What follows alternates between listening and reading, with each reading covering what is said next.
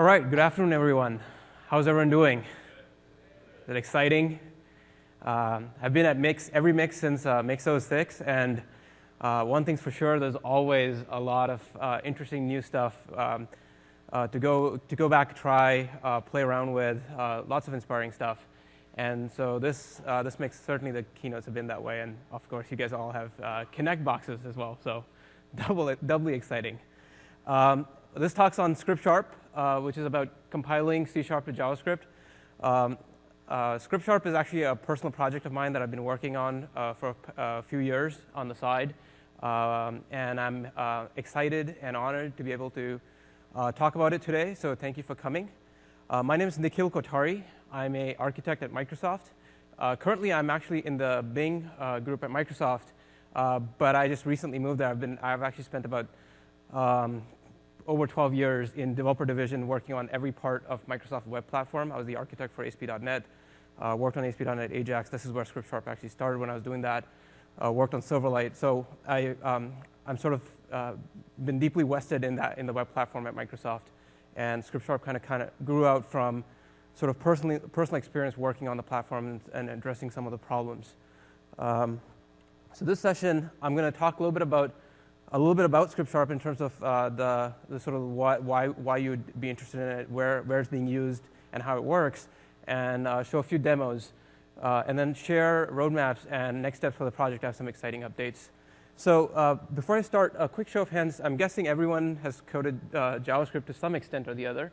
How many of you are C# developers as well? Almost everyone. That's what I expected. And how many people have been kind of looking at HTML5, kind of looking at what's the strategy for developing HTML5 apps, large HTML5 apps? Almost at least half, I would guess. So this is great. Hopefully, hopefully this session will show you one particular approach and sort of motivate you to kind of go evaluate, check it out, hopefully it's an interesting tool in your sort of toolbox. So what is Script Sharp? As I mentioned very quickly, Script Sharp is a C# to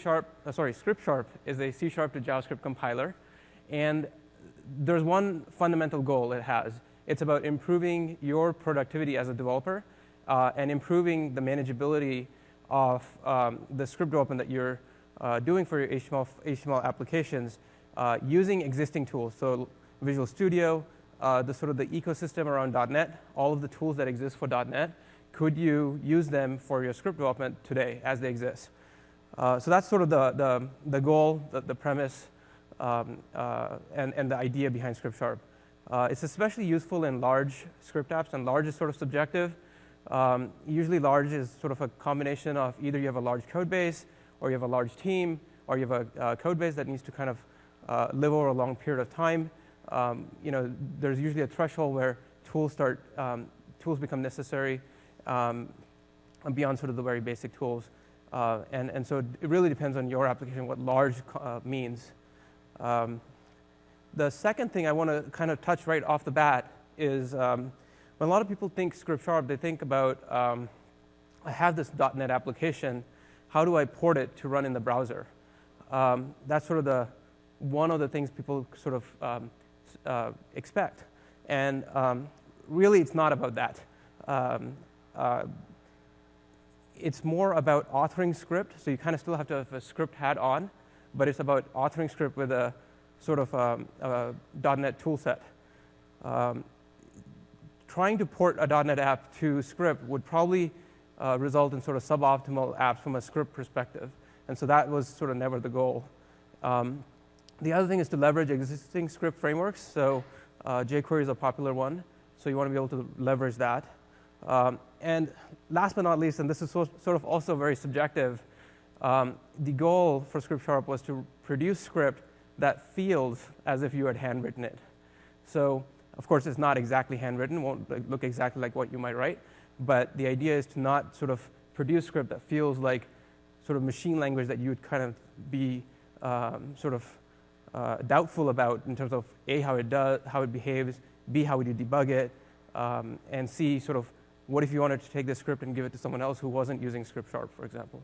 So the idea is to produce script that, again, feels handwritten. So a little bit more about ScriptSharp. ScriptSharp.com. It's not online yet. I just sort of started to put it together. It will be online soon, hopefully before the end of the month. Until then, the site has been my personal project site, projects.nikhilk.net/ScriptSharp. That's still online. I have my blog where I've posted about ScriptSharp over the years.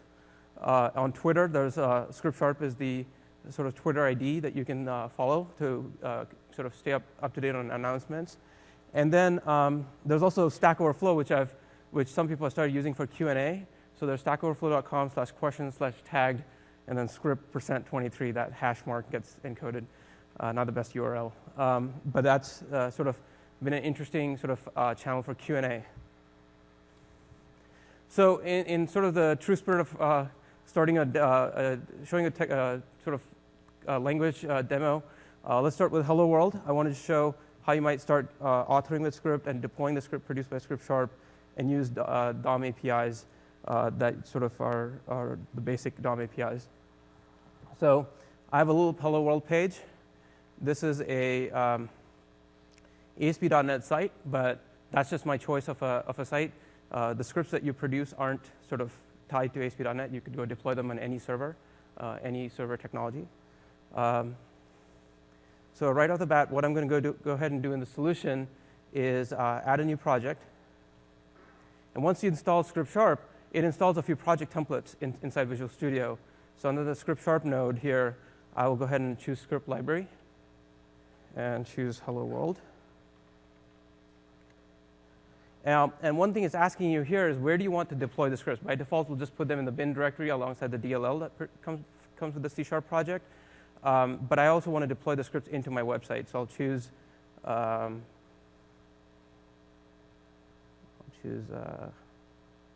my demo. Fairly deep. OK, so in the content/scripts folder of my application, choose OK. So I got my project started. It's a little Hello World. A ScriptSharp project is a C# project, and so it compiles as a C# assembly, and then the ScriptSharp compiler, in addition, produces script. And so if I actually look at this right now, just by putting that in there, oops, I am in the wrong. So it's produced a few scripts here immediately. So here's the debug script, basically my Hello World class 1. It's also produced a minimized version of the script. And there isn't a whole lot to minimize here, but the idea is that the compiler actually knows what's internal, what's private, those types of things, and it can do the right thing, minimizing the script automatically. So let me go to my class over here. Actually want this. And just get rid of this class for a moment. I don't need this. What I'll instead do is add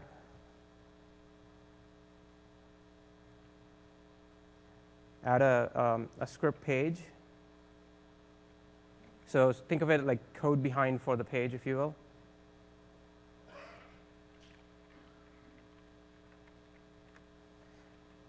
And essentially, it creates a starting point for me to go write some code that runs as the page loads, right? So what I want to go ahead and do here is it's got some imports like system.html. This is where all of the DOM APIs come from. And so I can do something like element hello button equals document.getElementById hello button.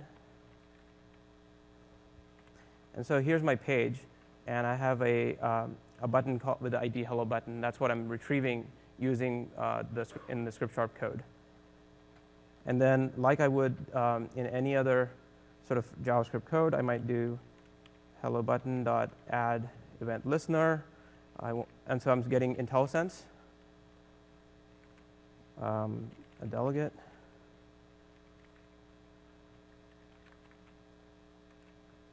This is going to be my event handler, and the last parameter for that, false.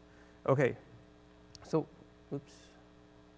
What I want to do in here is retrieve the text in the text box. So I have a text box here, an input control, and just fire off an XML HTTP request. And the XML HTTP request I'm going to fire off is to this service that's in my web project that basically takes your name and says hello, sends a greeting back. Simple service. Let's go back there. So what I want to do is input element name text box equals, again, document.get element by ID, name text box. And then I want to actually cast it to an input element. And create an XML HTTP request. And so this is in the system.net namespace, so it sort of tries to mimic some of the sort of C# sort of patterns that you might be used to.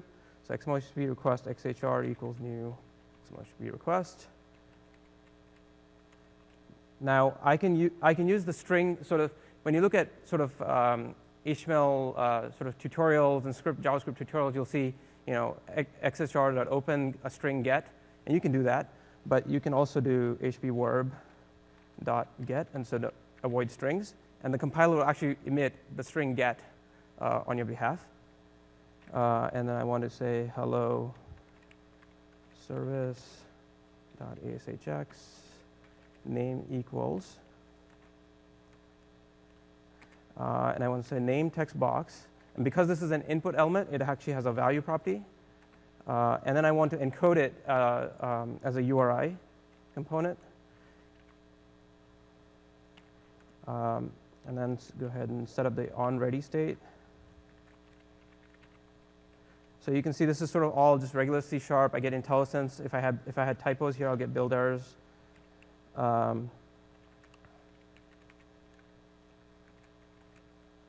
So instead of the magical 4, I'm going to use the enum loaded.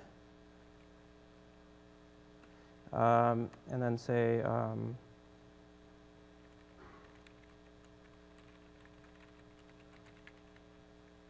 equals so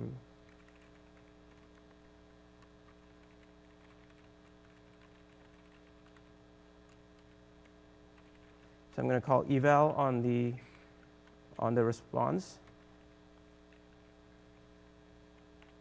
And then say string greeting equals string.format. And so string.format is something that as a C# developer, I would be very I'm used to that, and I want to have that even if I'm coding script. So I'm going to say the generated at, and the server is going to send back two things, a greeting text and a timestamp.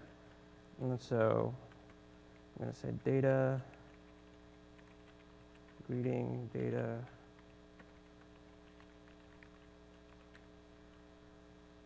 and then just eval, and then just alert that. Okay, and finally, go ahead and send the request. So at this point, I should be building fine, yes. And so if I were to go look at this file now, you'll see this is the script that was produced. It looks almost like what you wrote, right? Of course, the white spacing might be different, but it looks similar to what you wrote. And things like that enum got converted to get over here.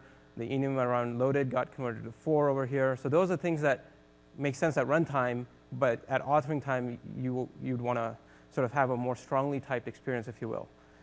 String.format is over here. The string.format is actually implemented in script for you, and it behaves just like the .NET script, where I can, provide these tokens, provide format specifiers, and all of that kind of stuff. So let's actually run this. So to run this, I'm going to include this in my page now. So let's go to my page, and I'm just going to, in the interest of time, just uncomment. So here's a file, this mscorelib.debug.js. This is sort of a less than 10K compressed script, and there's sort of ideas on how to make it smaller, which is, think of it as the bootstrapper. It defines two things. It defines a type system, so you have when you wrote a class in your C# code that has some sort of manifestation in JavaScript, and the class implementation uses the prototype sort of capability in JavaScript to build up a type. And it also has some utility functions, things like that string.format, for example, that I was using. Right? So that's mscorelib.js, and here's the script that I authored. So I've included that in this page. This could be any kind of page, any server. And the other key thing is at runtime, there is no script sharp anymore in some sense. The compiler is purely a development time thing. You don't have to actually deploy the compiler to your server. So let's go ahead and run this.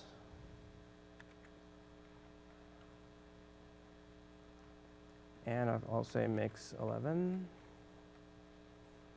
And something went wrong.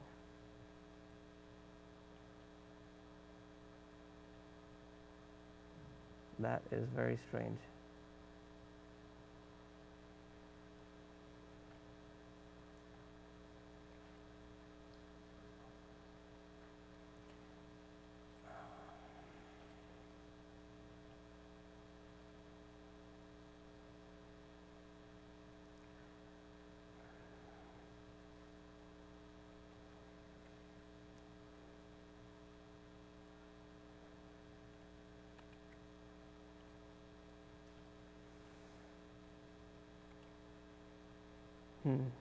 That's not a good sign.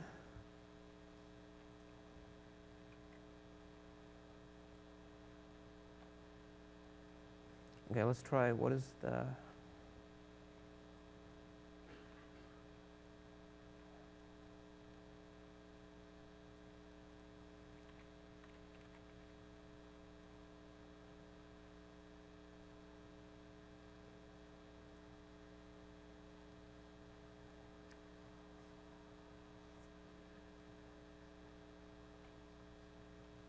Okay, we're going to stop using the eval because that's a bad idea anyway.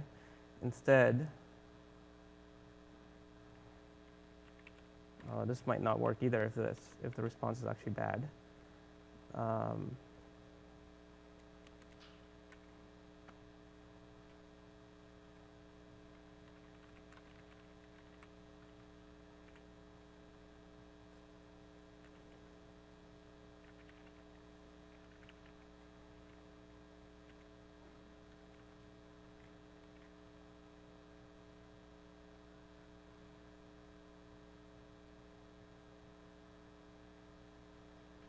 I've got some error here.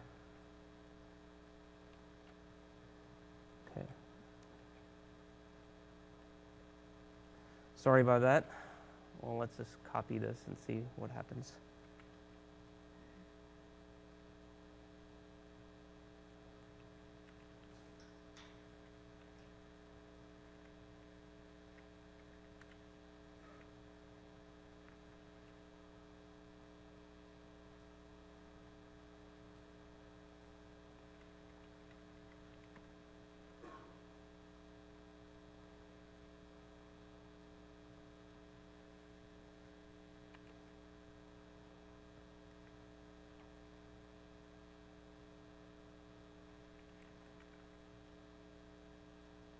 All right.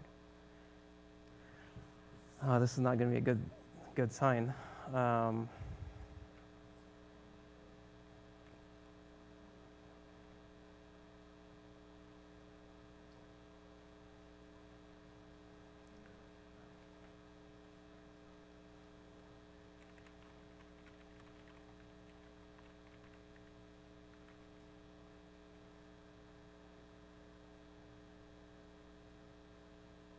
So I'm getting the right thing.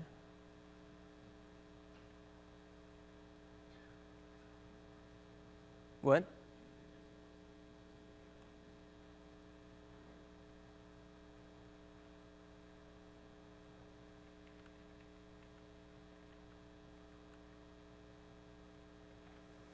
All right, hopefully this will work. Okay. Oh, thank you.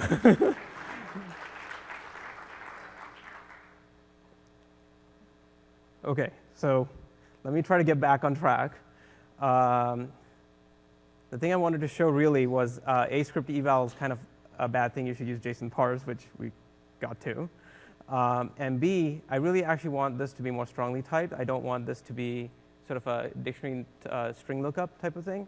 And so you saw the response I had was a JSON object with 2 fields. And so what I'm going to go ahead and do, and now I'm going to copy some more code just for this demo. So I'm going to go ahead and define a class called server result. It derives from a class called record that sort of stands for like a JSON object. It has 2 fields, greeting and timestamp, that match what the server returns. And then I'm going to decorate it with a couple of attributes imported. So no script is actually generated for this. This just represents this JSON object that comes back at runtime. And ignore namespace because obviously this JSON object doesn't have any namespace. Once I have this, what I can do is instead of using a dictionary, I can say server result. And server, I don't actually need this. Instead, I'm going to use the generic.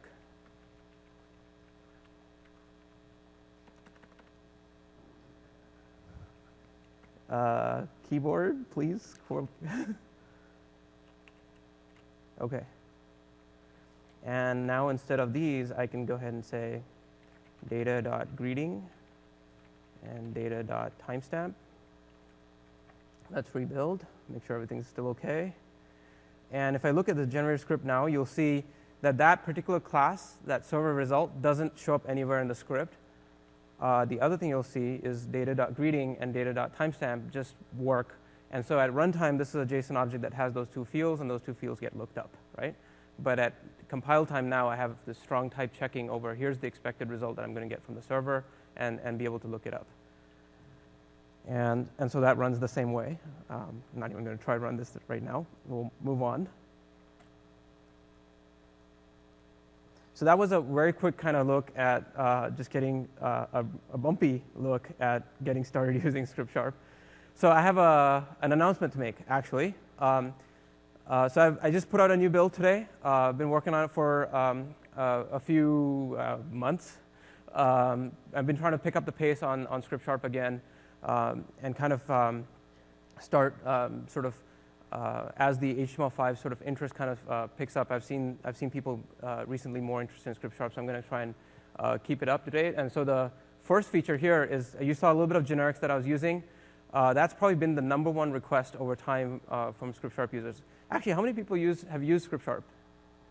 I see one. I see a couple of hands. So anyone who's used Script Sharp, this has been the #1 request by far. Like, I want to use generics. I want to use list of T. I want to use action of T and those types of things. So that's there now. It has support for HTML, some of the latest HTML5 APIs and jQuery, which I'll show you next. It has a new script loader, which I'm not going to show today. And it has some new integration with ASP.NET MVC if you're using ASP.NET. It has a NuGet package as well so that you can install the Script Sharp support for an ASP.NET MVC project using the NuGet package manager system. And then there's lots of tiny bug fixes, lots of tiny little features. So that's sort of the first announcement. The second announcement I have is actually sort of the bigger announcement. I am going to be putting out Script Sharp as a GitHub project. And my goal is to grow a larger community around it and sort of foster sort of community participation, as well as sort of hopefully see the community kind of get more involved in the project itself, in complementary projects, and hopefully evangelize this sort of as an interesting way to do script development. So this is the project is online. Not all of the sources are. I'll be transitioning that over time. But if you were to go to this site today, what you'll see is actually the sources for how you can work with the assemblies that contain the APIs for the HTML DOM, jQuery, and all of that kind of stuff. So, for example, the Canvas APIs are sort of implemented in the assembly. But if you're using some new feature that's in HTML5 that hasn't been implemented yet, you can go ahead and start adding that and not be blocked effectively. So that's sort of the big announcement. Thank you. So I'm really looking forward to see where this goes. I'm pretty excited about it. Hopefully, in a year from now, at next MIX, there'll be something to kind of show for it. So the first public, where is Script Sharp being used? A lot of people have asked that. The first release was actually mid-2006, and there have been several incremental builds since then. Both teams within Microsoft and external teams have used it and successfully deployed applications, large applications. So I just wanted to take a handful and just kind of talk to them. Bing Maps. Everyone gone to Bing Maps on the desktop? If not, go there, check it out. The Bing Map shell is entirely written in Script Sharp. It's a very large project, actually, about 175K of compressed script, so you can kind of imagine the size of the project. The interesting anecdotal thing about here is it was all handwritten at first, and it was ported to using Script Sharp completely. And of course, doing a port, you have the whole benefit of hindsight and a second implementation, so it's bound to be better. But it was about 50% smaller in size and loaded 3 seconds faster. So I asked the dev lead, what do you think, why? And his answer was the better tools allowed them to focus, their team to focus on their design and be able to confidently refactor their code and reuse code. And that overall led to a better sort of end-to-end experience. That's just a screenshot of their project, an incomplete screenshot of their project. It's actually fairly large. Bing Mobile. So I joined Bing Mobile about 6 months ago, as I mentioned, and they're now using Script Sharp to do the mobile browsing experience, targeting the latest mobile browsers, leveraging the latest HTML5 features around geolocation storage and so on. The interesting thing there is we develop multiple sort of targets from the same source code, whether it's iPhone, Android, touch, non-touch devices. It's all from the same code base. Hotmail and Messenger, you might not know it, but actually it's using code that was compiled using Script Sharp. The web messenger integration in Hotmail is actually been written using Script Sharp. It was actually one of the first projects to use Script Sharp in a sort of production application. Of course, there's lots of uses every month. So the other interesting thing there is the source code. The team did the right job in terms of separating UI code from model code, and they were able to use that sort of model code and the protocol implementation on top of the .NET CLR, so they were able to share the source code. There's external users as well. Media Social is a site that recently, I think, one of the customers contacted me about their project, and it's a single-page AJAX app built entirely using Script Sharp and jQuery, and they estimate about 40% less front-end development time, and they've been so pleased that they're going to probably transition all of their scripts to Script Sharp. So I mentioned jQuery a couple of times already. I want to show that. How many people use jQuery? Lots of you. So jQuery is actually probably the second most downloaded script on the internet, second only to AdSense script. So clearly, lots of people invested in it. Lots of people want to maintain their investment in it and be able to use the sort of the rich ecosystem of plugins that jQuery comes with. And so Script Sharp lets you do that. It doesn't get in the way.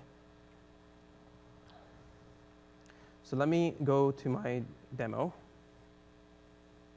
Close out these files. I have a second file here, just some lorem ipsum text, like placeholder text. And what I want to do is start using jQuery. So let's do a very simple jQuery project. And so I'm going to choose jQuery script library. I'll just call it JDemo. Same dialog. Doesn't remember. Same location. Content, scripts. Go ahead and hit OK. So what was special about this? A couple of things. The jQuery Script Sharp library project, it has this using namespace, jQuery API. This is all of the jQuery APIs, the jQuery core specifically. If I were to look at the Solution Explorer, you'll see the references. So there's MS-Corelib, which is sort of the base class library, script.web, which is all of the HTML DOM APIs, and then there's script.jQuery.dll. So that's all of the jQuery APIs. And in fact, if I were to open this up in the class browser, you'll notice, so if I pick out like jQuery object, which is like the core jQuery object, it has a ton of methods. goes on and on. This is jQuery core. What's sort of not apparent when you look at the jQuery documentation is all of the APIs take are effectively lots of signatures, lots of overloads. And depending on the arguments that you pass in, different behavior actually happens. And so what I've done here actually is looked at every API and effectively turned it into overloads with sort of the right parameters so that at a C# level, it's sort of apparent. You don't have to guess the order of arguments and the type of arguments and stuff like that. So that's jQuery. The other thing that the jQuery project does, there's a .script file inside every script library project. And this is sort of the template that the compiler uses to produce the code.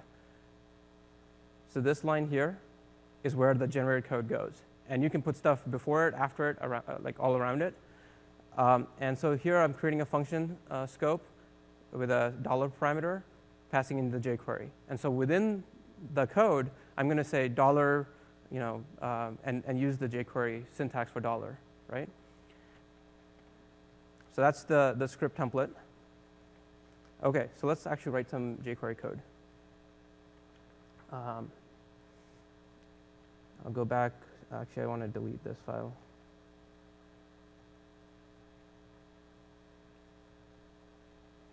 And add a jQuery page, text demo. So if you've seen jQuery code and written jQuery code, you typically say, $ready, pass in a callback, and that's the code that you want to run when the page is ready to run script. And so that's exactly what this is, jQuery.onDocumentReady, and I pass in a delegate. And I can say jQuery.document.click, and you'll notice it has all of the IntelliSense kicks in, and you can actually see all of the overloads with all of the doc comments. So what I'm going to pass in is a delegate, jQuery. So the question is, I'm using delegates, can you not use lambdas? Lambdas are a C#3 feature, and the script compiler doesn't actually support all of the language features. And I'll talk to that a little bit more at the end. So I've got my click handler for the document object. And in here, I want to say, OK, so let me show the page. I've got a div with ID text1 with some text.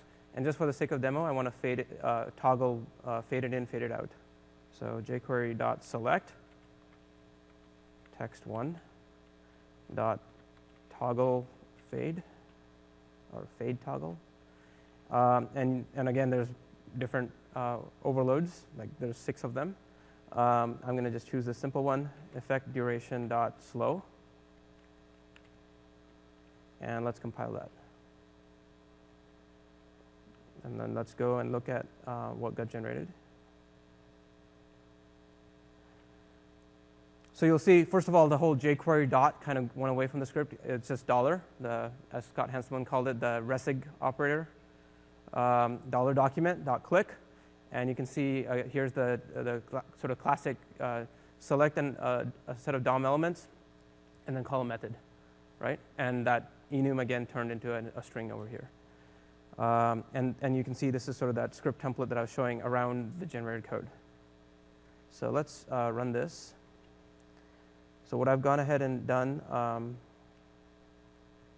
here is, so I've got my jQuery 1.5.1. That's the sort of, it's in sync with that, the latest version. And then here's my code. Let's run this.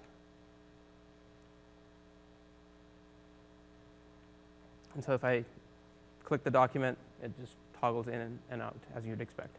OK, so let's do something more interesting in here. Instead of just toggling the text, what I want to do is take this text and truncate it to a certain length, and then have it sort of expand, collapse, right? And I'm just going to copy some code now.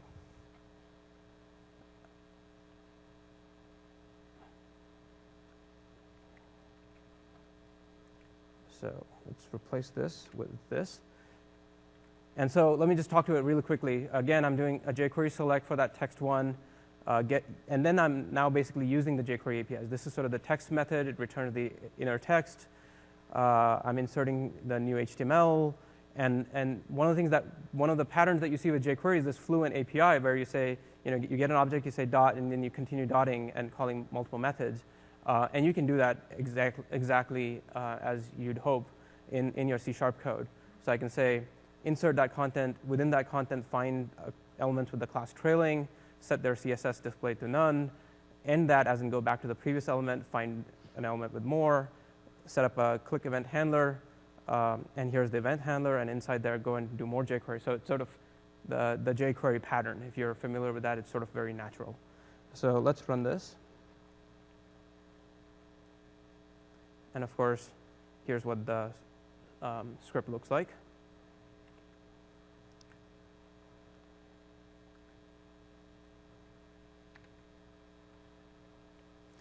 And so now it's collapsed that text, and if I click more, it expands it. If I click less, it collapses back, right? So this is sort of a quick sort of look at using jQuery. Now, one of the real powers of jQuery is that you can take this code that you just wrote and encapsulate it as a plugin and extend that sort of jQuery object and then create a reusable sort of piece of code. So what I want to do is go ahead and add a jQuery plugin. So I'll call this truncate text.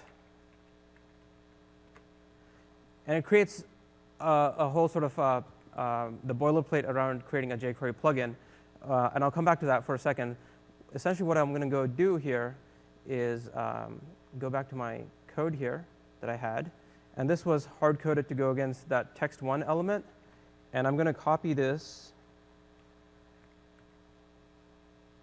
and put it inside here. So basically, here's my plugin. It's going to be called with a set of elements that have been matched. And I'm going to enumerate over each of the elements and then perform this operation. And now instead of selecting that hard-coded text1, I'm instead going to say from element.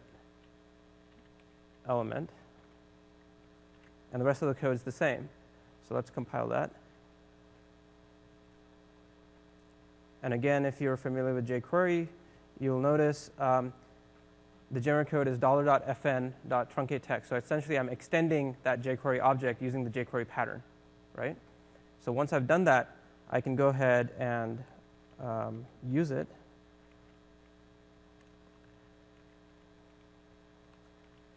And let's uncomment this as well. So what I'm doing here is saying demo text, so find all elements that have a class demo text called truncate text. And in fact, what you'll also notice, so let me build first. What you'll also notice is that this just behaves like any other regular jQuery plugin. And the VS IntelliSense actually picks it up as well. So the generator script is exactly what, if you were to give this to someone, they don't really, they can use it as any other plugin, all right? So let's run this.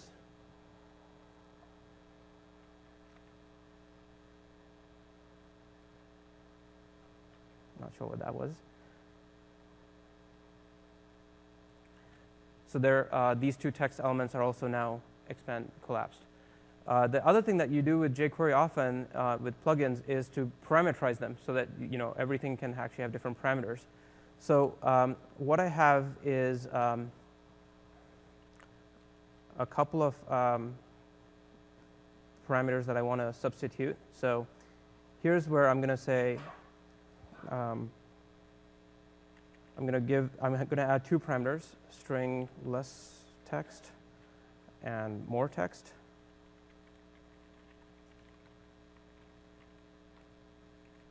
So those are my two options, and I'm going to provide default values for that. Less text will be less, and more text is more. And so the general pattern is to take this options and do a merge between your defaults and the options that were passed in, and that's what I'm doing over here. So options equals a merge of the default and the custom that were passed in by the sort of application developer. And then now I can go ahead and use that inside here. Say options.lessText and options.more more text. Compile that. And then now if I go here, and instead of getting more and less, I want to see expand and collapse. Let's actually close this.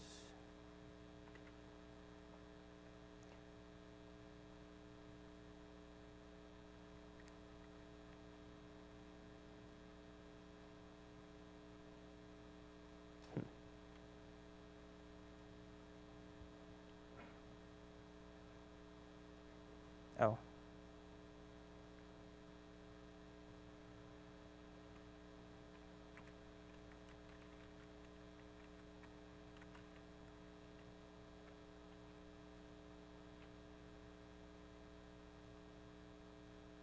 All right.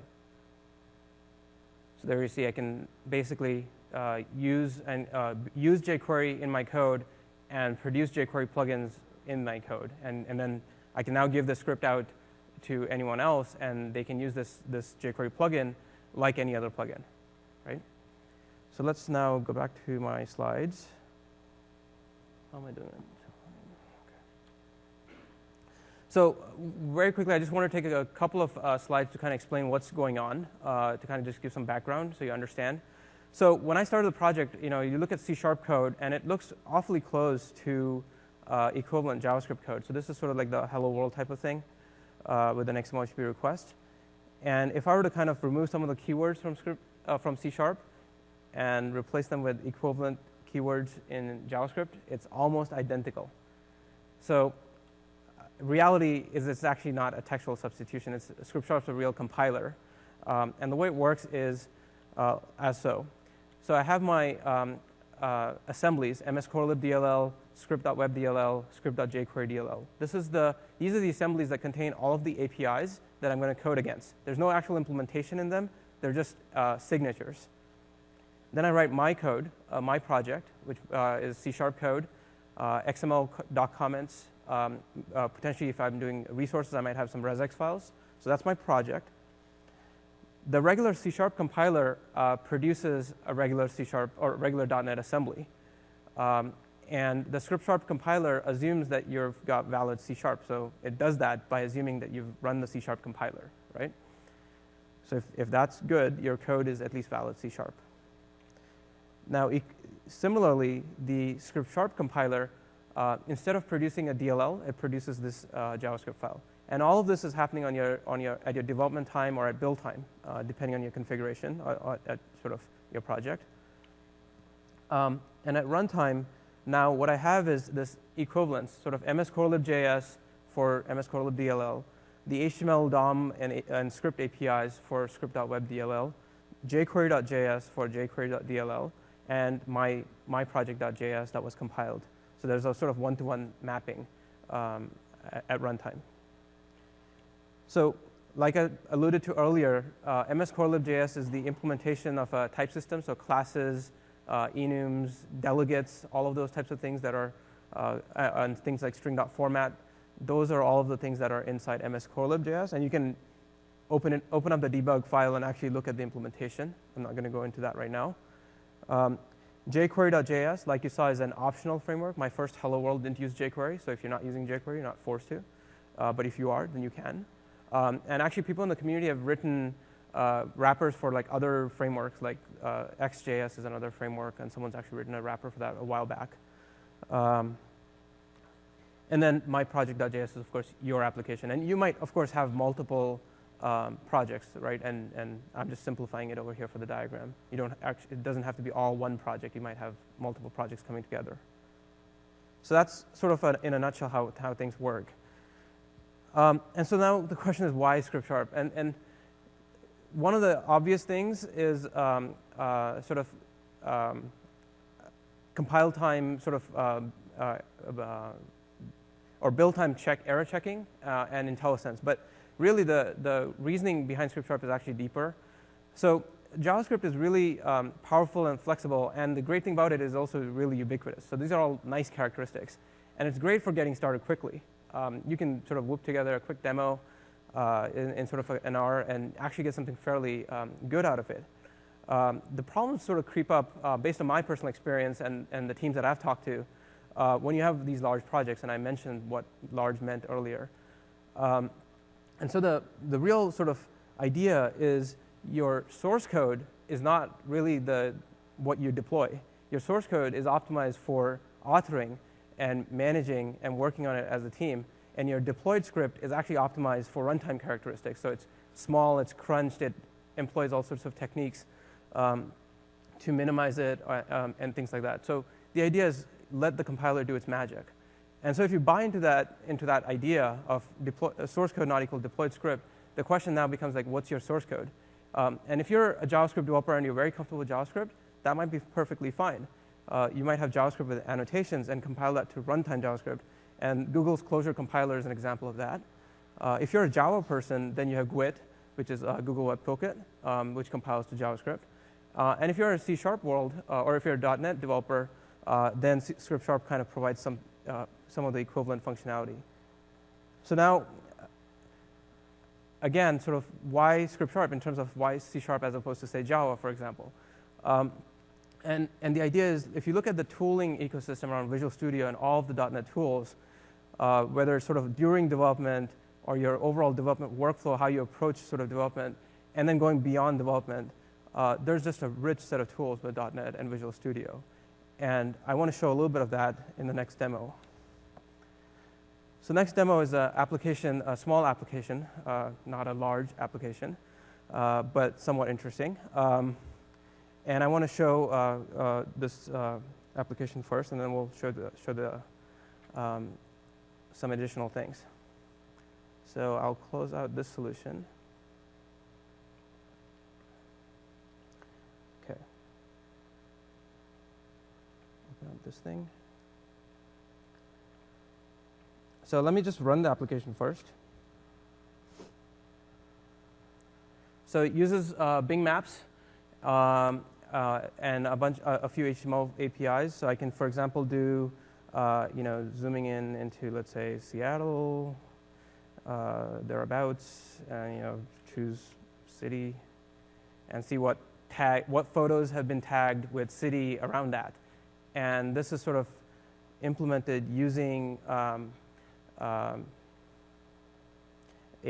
sort of canvas over the map and a little physics-based algorithm to lay out the photos on the map. I can also use, oops, I've got my,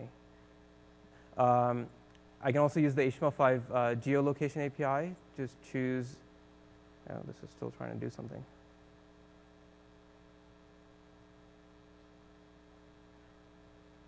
So it's prompting me, do you want to let me share location? I'll choose yes.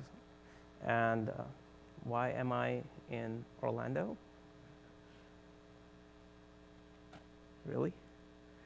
I guess the the network here thinks I'm in Orlando. Never mind. We're going to go to Las Vegas.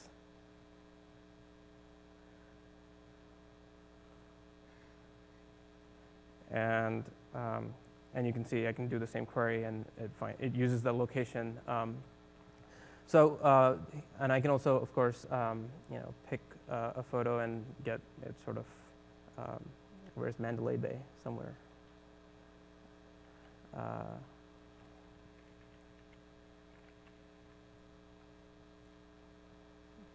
So, for example, I can see some pictures, and I can do some things like add these pictures to my favorites and stuff like that. Let me refresh this. Oops. Did I close it? If I click this favorites button, it will pick out the favorites that have been stored into local storage in a previous run, and bring up the photos from favorites. So this is a quick little application. It's not large, but let me just show you some of the bits of code, and then I'll make some changes. So the first thing I want to show is how the code is structured. So I've got like a services layer that implements the sort of API, the code that talks to Flickr. I've got a model. This implements sort of the logic behind the UI. And I've got a page class, which is the view code, right? If I look at my model class, it doesn't actually import system.html. It's completely independent of the HTML DOM APIs. If I look at my page class, this has a bunch of event handlers that handle various events and call into the model, right? So let's look at initialization.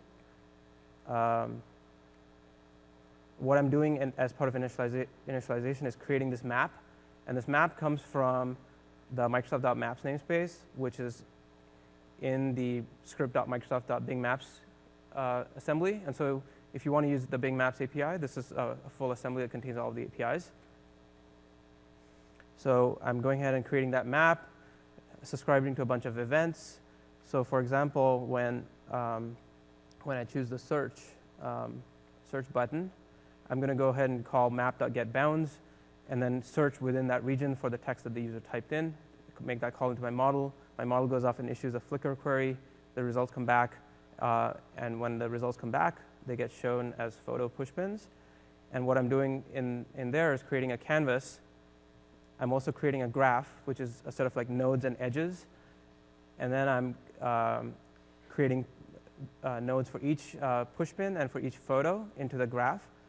And then on a timer tick, every 30 milliseconds, I'm actually going to lay out the graph, which is doing a physics-based layout, and then sort of update the canvas on every frame.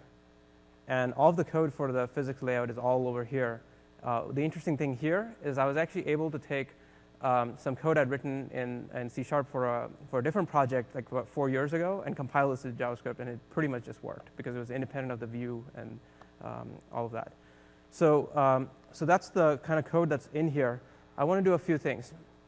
So there's this feature here. Actually, before I show that, I want to show the geolocation as well. Let me just show that. So the locate me button. Here's how I'm using the geolocation API. Window.navigator.geolocation.getCurrentPosition, and pass in a delegate. That's when the user says OK, gets a geolocation. I'm using that to create a map view options, passing in that latitude and longitude, zoom level 10. I want to animate to that location, and then calling map.setView, which is an API provided by the Bing Maps API, to go to that location, right? OK, so I've got this feature here, this funky little button, which is show me photos that match the tags of this picture around that picture, right? That's the one that I want to implement. And imagine the scenario is this application exists, and now you give this code to some developer that says, please go add this feature. What might someone do? I want to actually understand what's in this application first and kind of get a sense of it. And so here's what I want to show using existing tools, kind of how that comes into play. So I've installed the Visual Studio Productivity Tools, which is a free extension.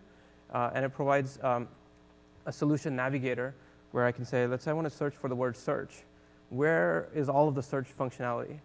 And now this feature, this extension that's written for managed code, now just works. And now I can actually browse my code that's going to get compiled to script using that tool, right? OK, so great. I see my page class has a search button. Click. OK, great. This is where the normal search happens. Who's calling this? I can say, find all references, and I see, oh, it's being called over here. OK, so that's how these things are hooked up. Let's go back to this, and I want to see what happens here. I could go follow the code and try to understand it, or I can also, if I'm a user of these sort of Visual Studio tools around diagramming, I can say, hey, please generate a diagram for this. And what actually happens when the search button gets clicked, and I can follow through. It's like, OK, the search region method is called on the model, which calls the Flickr service, and so on and so forth. And then there's a deferred call, which is the callback that happens asynchronously. So I can start getting a sense of what's in the code base if I'm a new person to that code base, right? So OK, I look at this Flickr service. It has a search region method, and that's probably where I'm going to go add some new functionality to search around a point as opposed to within a region. All right, so let's go to the Flickr service. And I see I've got my search region method. It takes some text, and it takes a pair of latitude, longitude coordinates, and a callback to call when the search is done. and it goes ahead and creates a URL and then issues a query. And I realized what I want to do is do a different set of parameters, but pretty much do the same thing. So what I'm going to go ahead and do is select this, right? This seems like general purpose code independent of the URL, and choose to say extract method, and I'll call this search. Okay, so now I have a search method. I don't like the order of the parameters, so I'm going to say refactor reorder parameters, and I want the URL first. Say OK. I can see what all would change if I were to go do that. It's only this thing over here, of course. So now I've done this. So now I can go ahead and add this method that does search around a point. And so I'm going to just copy this now. So that's cheating, but you know. Oops. I should copy the right thing.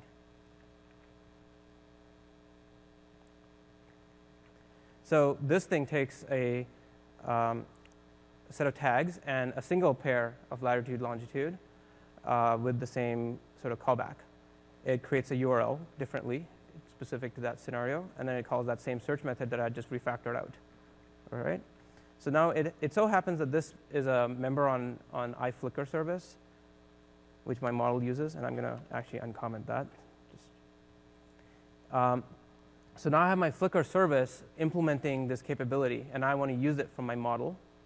So I'll go to my model, and if I look at my model, I have search region, and so I'm going to add an equivalent search search location method.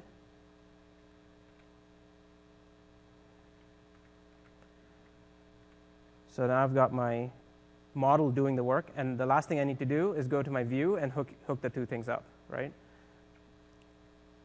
So I've got my photo search around photo button that I've already pre-hooked up in this thing over here, and I'm just going to copy this code, which is effectively just like the search button, except it uses the current photo, and it uses the latitude, longitude off of the current photo and the tags of the current photo, and it just issues that search. So let's try it.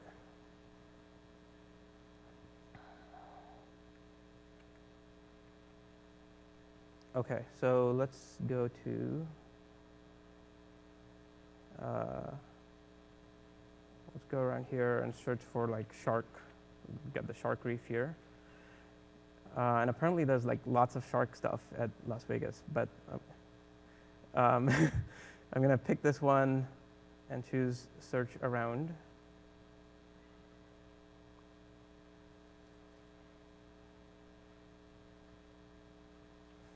Okay, so I can now show debugging maybe.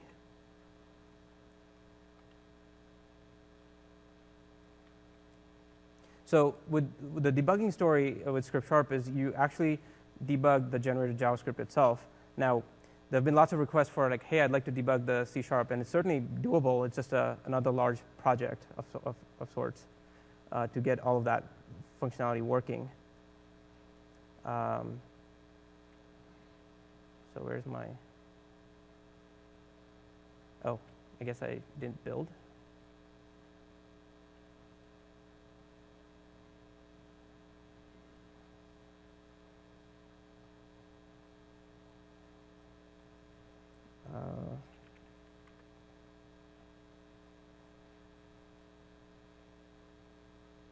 Okay, so now it like sort of finds a different set of pictures, presumably not very shark-like. So something else going on, but you get the idea. So the next thing I want to do actually is I added this functionality on searching for photos. What I want to go ahead and do is add a unit test. So what I'm going to go ahead and do first is add a tests folder in my project. And inside there, I'm going to go ahead and add a test class. And again, I'm just going to copy a code at this point. So what I want to test is that the method that I just added the search around location. When it starts searching, it sets the searching property to true, which turns on the progress bar. And when it's done searching, it sets the searching property to false. That's what I'm going to test. And in order to test, I'm actually going to use a mock Flickr service rather than depend on Flickr for my unit test. And so that's why I had that iFlickr service. So here's my mock Flickr service.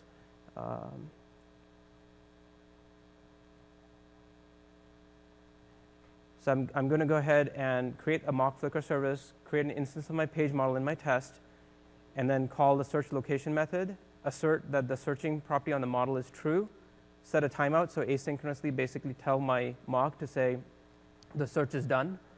And then when the search is done, assert that the page model.searching is false. And this is an async test, so that's why this thing says resume the test, and at the end of this, after setting up the timeout, I say wait for the async completion in the test. Now what's happening actually, so when you're writing this code, is that the Script compiler will actually produce a test version of your script and all of this test code will be compiled into QUnit, which is a test framework used by jQuery. It's independent of jQuery, but it's sort of used by the jQuery project. So let's run this, or compile this rather. And so now what you'll see, if I go to my scripts folder and refresh, there's a new test around me.test.js, just like debug.js. And if I go look for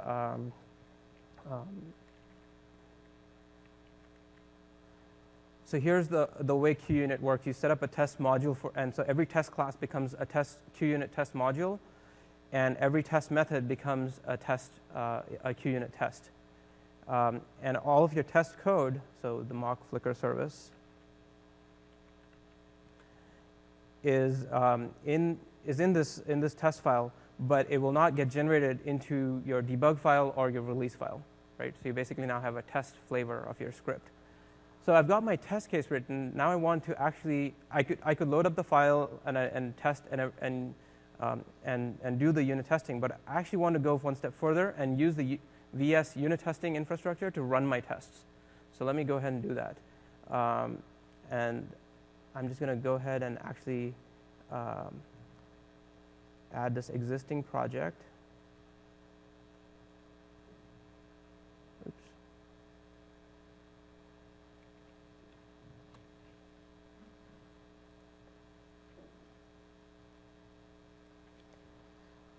And so this is a regular VS unit test. I could basically, like the way I did it, just so that you know.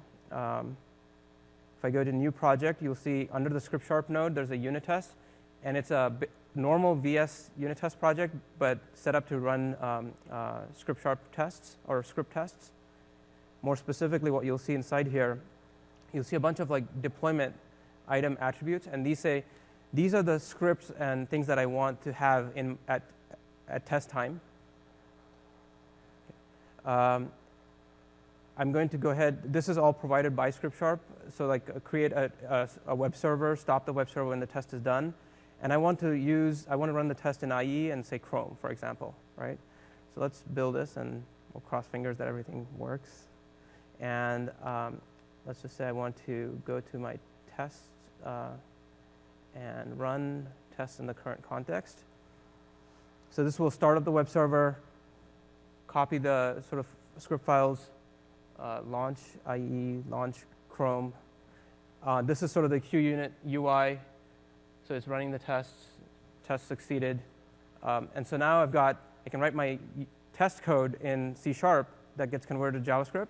Doesn't affect my release builds. And then I can use the VS test infrastructure to go and actually run the tests. So that's sort of that kind of helped me show how I can use a few of the tools provided by VS, whether it's class browsing or the solution navigator, refactoring, the diagramming stuff, the test infrastructure, all of this for scripting scenarios. So that's sort of what Script just basically unlocked for me for that script scenario. So coming back to slides, really quickly sharing the roadmap. as per my announcement, what I'm going to do is over the next sort of month or so, I'm hoping, transition the ScriptSharp project to GitHub, and looking forward to working with the community. Love to hear from people what they think. Improve the documentation. That's probably one of the biggest sort of pain points. There's a lot of stuff, and it's just not documented in terms of here's what can be done. And of course, that sort of defeats the purpose of the feature, and I totally agree. I have a newfound appreciation for UE, user education. Hopefully, this will be kind of, depends on what happens, look at what the community wants to kind of go do, especially in terms of complementary projects. And there's like a long list that I'd love to kind of discuss with folks who are motivated and interested in kind of doing things. There's some large feature areas and foundational work that I'd also like to tackle. So there was a question around lambdas, the lambda syntax. So I'd love to kind of increase the sort of the level of language support, and there's a few different approaches to take to better support C# 3 and C# 4 type of features. So that's one of the big areas I'd love to sort of go tackle going forward. The script that's being generated, there have been lots of lessons over the past few years in terms of how to generate script and what works better, what doesn't work so good. So I'd really love to optimize some of that script generation further. And then provide a way for making the compiler itself sort of be an open API so that people can plug in their own generators, their own sort of optimizers and things like that. So it's not just sort of all sort of hard-coded into the compiler. It's sort of more extensible.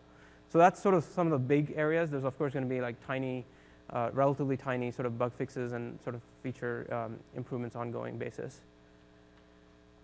So the kind of call to action, I hope this has been an interesting kind of sort of first look at what ScriptSharp can do. It really depends on whether it makes sense for your application, so I'd urge you to download it and try it out.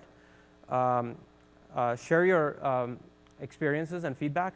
I'd always love to kind of hear that. That's how ScriptSharp has kind of incrementally sort of changed over the years. It's all been based on like what people have wanted. And then last but not least, definitely check out the project on GitHub. That will sort of help you keep up to date as well. So here's a couple of quick sort of pieces of information. So there's the session code. Please do fill out an eval form. There's my blog. I'll be posting the slides and the sample on my blog so that you can download it and use it. My Twitter ID and the sort of ScriptSharp Twitter ID as well. So thanks, everyone. I think we have some time for Q&A, like 8 minutes or so. So I'd love to take questions if there are any. I'm already over.